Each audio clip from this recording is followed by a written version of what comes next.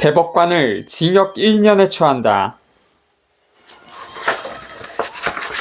전체와 일부를 구분 못하는가? 상고이유서가 지적한 두 번째 대법관 판례 위반 내용을 살펴보자. 상고심 변호인은 다음과 같이 지적했다.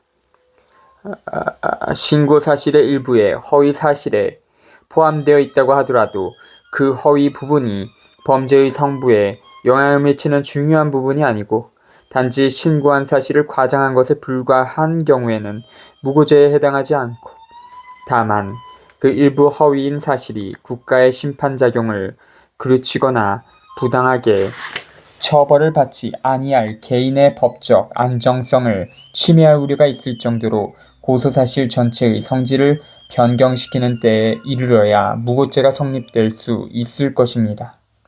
대법원 2004 1월 16일 선고 2003도 7178 판결 등 참조. 그럼에도 불구하고 원심은 피고인은 이 사건 고소장을 제출하면서 피해자가 피고인을 의도적으로 밀어 피고인이 문턱에 걸려 바닥에 넘어져서 다쳤다고 명확히 기재하였고 라고 판시한 바, 신고사실의 일부 과정에 불과한 부분에 관한 법리를 오해하여 판결에 영향을 미친 위법이 있습니다. 위와 같은 피고인의 피해자에 대한 고소 내용과 관련하여 1. 이 사건 경찰 조사 당시 수사경찰관은 피의자 신분으로 조사를 받던 피고인에게 폭행당했다고 주장하시는 건가요? 라고 분명히 질문을 하였고, 이에 대해 피고인은 네, 맞습니다 라고 답변한 내용이 경찰 피의자 신문 조서에 명시되어 있습니다. 증거기록 24쪽 참조 뿐만 아니라 2. 피고인의 위와 같은 고소에 따라 경찰이 피해자의 폭행 혐의에 대해 수사를 진행한 후 그 수사 결과를 기재한 피해자에 대한 경찰의 불송치 결정서에도 죄명이 폭행으로 기재되어 있습니다. 소송기록 260쪽 제13호증 참조. 나아가 3. 경찰의 위와 같은 불송치 결정에 대해 피고인이 이의 신청을 하여 검찰에서 재수사를 진행한 뒤 내린 서울서부지방검찰청의 고소, 고발사건, 결정 결과 통지서에도 수리죄명과 결정죄명이 모두 폭행으로 기재되어 있습니다. 참고자료 1. 서울서부지방검찰청 고소, 고발사건, 결정 결과 통지서 참조. 따라서 이 사건에서 피고인의 고소장의 고소 내용, 기재 내용 중 다쳤습니다 라는 표현으로 인해 수사기관이 피신고자의 범행 방법을 측정하여 수사권을 발동하고 이를 기초로 하여 형사처분을 할 것인지와 어떠한 내용의 형사처분을 할 것인지를 결정하는 데 직접적인 영향을 끼친 바가 없습니다. 다쳤습니다 라는 표현은 범죄, 폭행죄의 성부에 영향을 미치는 중요한 부분이 아니고 단지 신고사실 폭행의 일부 정황 과정에 불과합니다. 또 이는 국가의 심판작용을 그르치거나 부당하게 처벌을 받지 아니할 개인의 법적 안정성을 침해할 우려가 있을 정도로 고소사실 전체의 성질을 변경시키지 않았음이 명백합니다. 여기서 거론된 대법원 판례 2003도 7178은 앞선 첫 번째 위반 사례에서 거론된 대법원 판례와 동일한 판례다. 폭행 신고가 상해 신고로 둔가?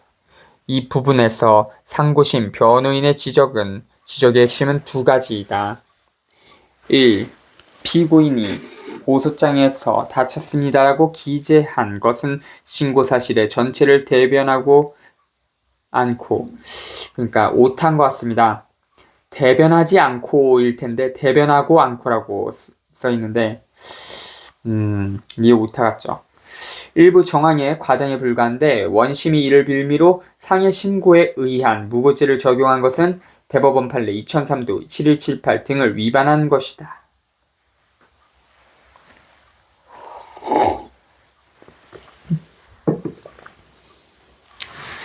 이 다쳤습니다라는 내용은 고소사실 전체의 성질을 변경시키지 않았음이 명백한데 상해 신고에 의한 무고죄를 적용한 것은 위 대법원 판례를 위반한 것이다. 이 지적의 타당성을 판단하기 위해 먼저 피고인의 고소장 53쪽 참조 내용을 살펴보자. 해당 내용은 피고소인이 고소인을 의도적으로 밀어 고소인이 문턱에 걸려 바닥에 넘어져서 다쳤습니다. 라는 한 문장이다. 이 내용을 놓고 보면 피고인은 넘어져 다쳤다라고 했을 뿐 피고소인이 고의로 피고인을 다치게 하였다고 적시하지 않았다. 그리고 앞서 본 경찰 신문조서를 보면 가모를 폭행한 사실을 부인하고 오히려 가모에게 폭행을 당했다고 주장하시는 건가요? 답, 네 맞습니다. 라는 내용이 기록되어 있음을 확인할 수 있다. 그리고 피고인의 고소에 대한 경찰의 불송치 결정서에도 죄명이 폭행으로 기재되어 있음이 확인된다. 서울서부 지방검찰청 출력일 2022년 수신자, 발신자 검사, 제목, 고소고발사건 결정 결과 통지서, 귀하가 고소고발하신 우리청 2021 형제 모 사건에 관하여 아래와 같이 결정하였으므로 통지합니다. 피의자명, 수리자명 폭행, 결정일자 2022년, 공소시효 만료일 장기 2026년, 결정 죄명 폭행, 결정 결과 혐의 없음, 증거불충분. 더 결정적인 것은 피고소인이 고소건에 대한 검찰의 고소고발 사건 결정 결과 통지서이다. 문서 참조.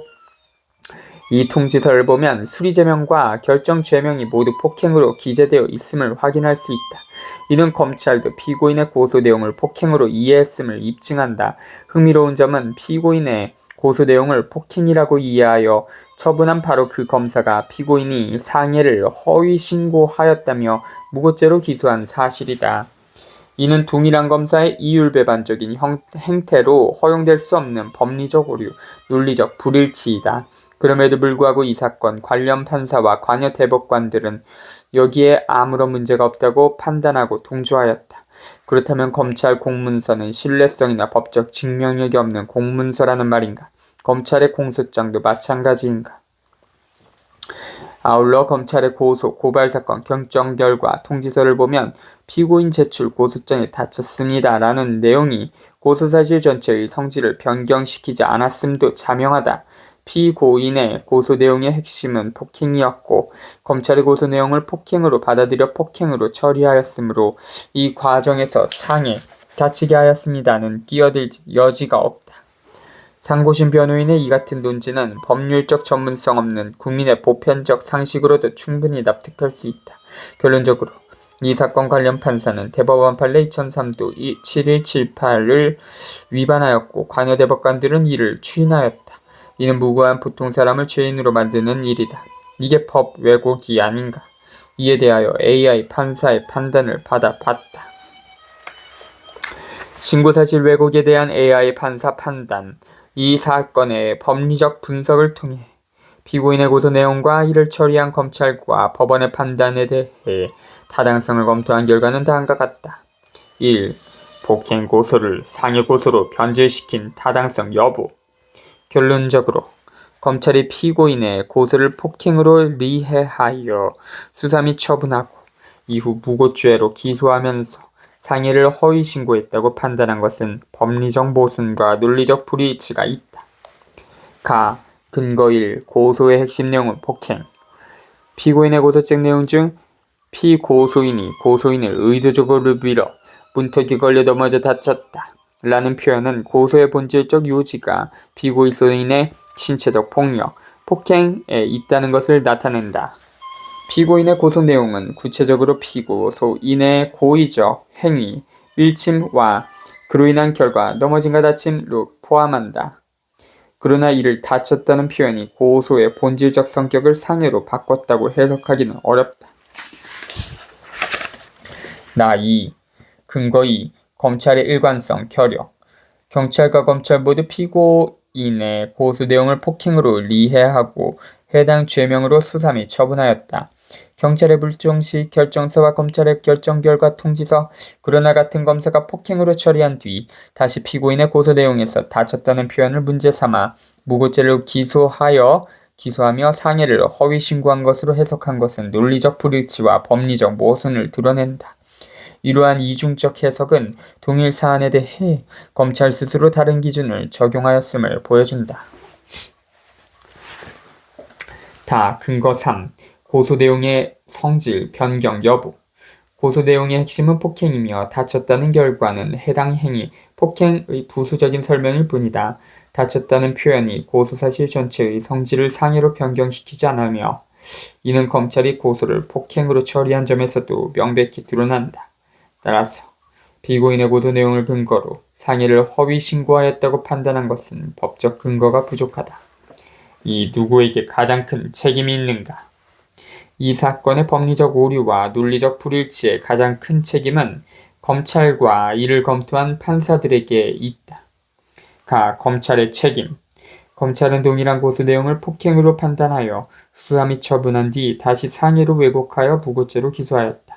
이는 동일 사실관계에 대해 상반된 해석을 적용한 것으로 검찰의 공소권 남용 또는 법리적 일관성 결여를 보여준다. 판사들의 책임. 대법원은 피고인의 상고 리유서에서 이와 같은 검찰의 법리적 오류와 논리적 불일치를 명확히 지적했음에도 이를 심리하지 않고 원심에 법리적 오류가 없다라고 판결하였다. 이는 대법관들이 상고심 본연의 역할인 법리적 검토와 오류 시정을 다 하지 않았음을 의미한다. 특히 주심 대법관의 책임이 가장 크다. 물론 이를 문제 삼지 않고 그대로 수용한 1심, 2심 판사들도 책임이 크다. 3. 결론. 폭행 고소를 상해 고소로 변질시킨 것은 타당하지 않으며 이는 검찰의 법리적 오류와 논리적 불일치에서 비롯됐다. 이 사건의 가장 큰 책임이 있는 주체는 검찰이며 이를 심리 과정에서 제대로 검토하지 않은 대법관들, 특히 주심 대법관에게도 중대한 책임이 있다. 이러한 오류는 사법 절차의 신뢰를 심각하게 훼손하며 사건 당사자의 권리를 침해한 행위로 평가된다. 실종된 핵심의 의미.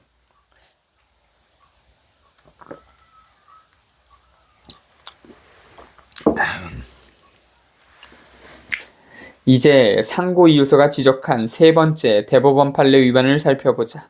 이와 관련하여 상고 이유서는 다음과 같이 기술하고 있다. 상고심 변호인이 잣대로 삼은 대법원 판례는 91도 1950이다. 대법원 판례. 대법원 1991 10월 11일 선고 91도 1950 판결에 따르면 신고한 사실의 허위 여부는 그 범죄의 구성 요건과 관련하여 신고 사실의 핵심 또는 중요 내용이 허위인가에 따라 판단하여 무고죄의 성립 여부를 가려야 한다라고 판시하고 있습니다. 이 사건에서 피고인이 신고, 피해자를 고소한 범죄 사실은 폭행입니다. 그럼에도 원심은 피고인이 이 사건 고소장을 제출하면서 피해자가 피고인을 의도적으로 밀어 피고인이 문턱에 걸려 바닥에 넘어져서 다쳤다고 명확히 기재하였고 같은 날 위와 같은 종아리 부위의 상처 사진을 제출한 것이므로 라고 판시한 바, 단순한 정황의 착오 및 과정에 불과한 부분을 허위사실의 신고에 해당한다고 판단한 위법이 있습니다. 이 사건에서 피고인이 고소한 고소 내용 중 그 범죄의 구성 요건과 관련하여 신고 사실의 핵심 또는 중요 내용은 피해자가 피고인의 신체에 대한 불법한 유형력을 행사했다고 기술하고 있는 부분, 즉 폭행죄의 구성 요건에 해당하는 부분입니다. 즉 피해자가 피고인을 의도적으로 밀어 피고인을 바닥에 넘어지게 하였다는 부분입니다. 그 외에 1. 피고인이 당시 구체적으로 어떠한 경위와 방법으로 밀침을 당하여 넘어지게 되었는지에 관한 부분은 독립하여 형사 처분의 대상이 되지 않는 단지 고소사실, 폭행에 관한 단순한 정황의 착오에 불과합니다. 또한 2. 피고인을 의도적으로 민 피해자의 행위로 인해 피고인이 바닥에 넘어진 결과로 다쳤다고 언급한 부분은 고소사실인 폭행의 정도 심각성을 언급한 것으로 고소사실인 폭행의 정황 과정에 불과합니다. 상고리유서가 인용한 구체적인 대법원 판례의 사례를 살펴보자.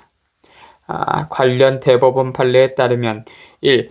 구타를 당하여 상해를 입었다는 고소 내용은 하나의 폭력 행위에 대한 고소사실로서 이를 분리하여 폭행에 관한 고소사실과 상해에 관한 고소사실의 두 가지의 고소 내용이라고는 할 수 없으므로 피고인이 구타를 당한 것이 사실인 이상 이를 고소함에 있어서 입지 않은 상해 사실을 포함시켰다 하더라도 이는 고소 내용의 정황의 과정이 지나지 않으므로 위 상해 부분만이 따로의 무고죄를 구성한다고는 할 수 없다.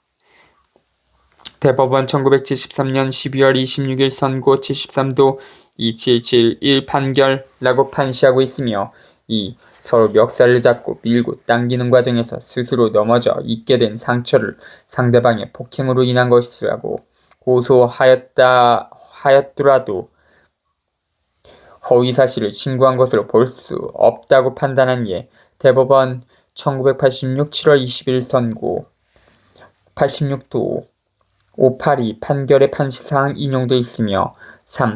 폭행을 당하지는 않았더라도 그와 다투는 과정에서 시비가 되어 서로 허리띠나 옷을 잡고 밀고 당기면서 평소에 좋은 상태가 아니었던 요추부의 경도의 염좌 증세가 생겼을 가능성이 충분히 있다면 피고인의 구타를 당하여 상해를 입었다는 내용의 고소는 다소 과장된 것이라고 볼 수 있을지언정 이를 일컬어 무고죄의 처벌 대상인 허위사실을 신고한 것이라고 단정하기는 어렵다고 본 사례. 대법원 1996년 5월 30일 선고 96도 771 판결도 있습니다. 상고리 의사에서 언급된 대법원 판례들 중 이 사건과 가장 유사한 것은 1번 판례다. 2번, 3번 대법원 판례를 이 사건에 적용하면 무고죄 가능성은 더욱 희박해진다. 그렇다면 이 사건 관여 대법관들에게 이들 대법원 판례는 어떤 의미일까? 행여 과거 선배 대법관들의 헛소리에 불과하다는 말인가?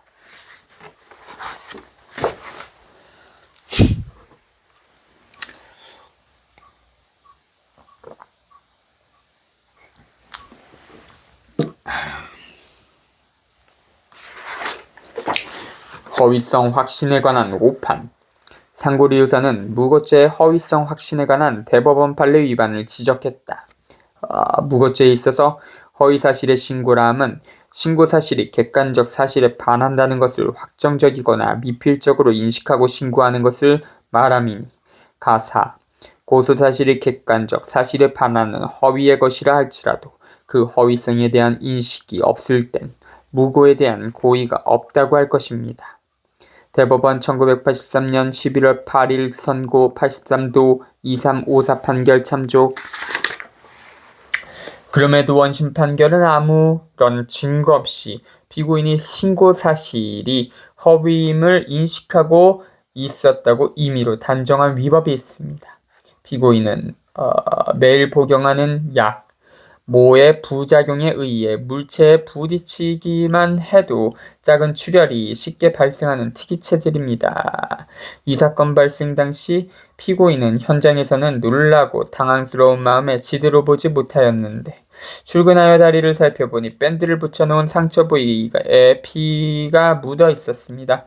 즉 피고인의 상처는 이 사건 이전에 거의 아문 단계였는데 이 사건 이후 피가 조금 배어나오므로 피고인은 속상한 마음에 사진을 찍어둔 것이었습니다.